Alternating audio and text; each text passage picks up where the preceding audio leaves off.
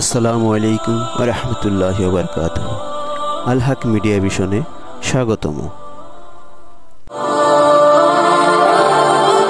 এই পৃথিবীতে এমন একজন মানুষ এসেছিলেন যিনি ছোটবেলা থেকেই পেয়েছেন কষ্ট, বঞ্চনা আর একাকিত্ব। তিনি ছিলেন সর্বশেষ নবী হযরত মুহাম্মদ সাল্লাল্লাহু আলাইহি সাল্লাম। আজ আমরা জানব তার শৈশব জীবনের কিছু কষ্টের গল্প।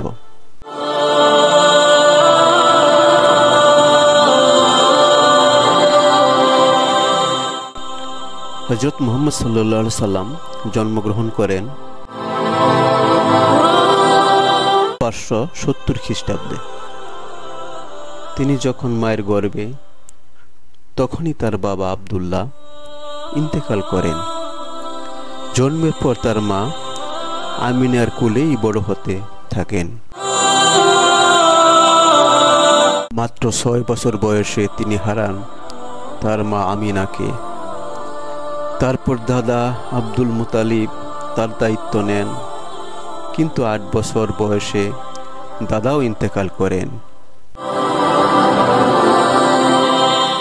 এরপর চাচা আবু তালিব তাকে নিজের সন্তানের মতো লালন পালন করেন।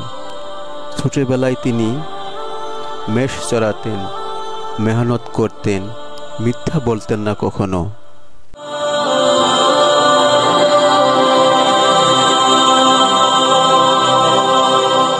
ছোটবেলা থেকে তিনি ছিলেন ন্যায়নিষ্ঠ, সত্যবাদী।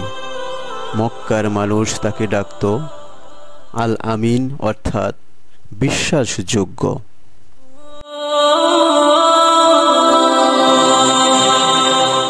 শৈশবে এত কষ্ট পেলেও তিনি কখনো হতাশ হননি।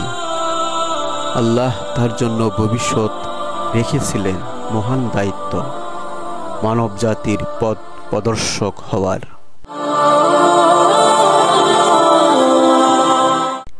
এই কাহিনী আমাদের শেখায়, কষ্ট দিয়ে শুরু হলেও জীবনের শেষটা হয় আলোয় ভরা, যদি আমরা ধৈর্য রাখি ও আল্লাহর উপর ভরসা করি।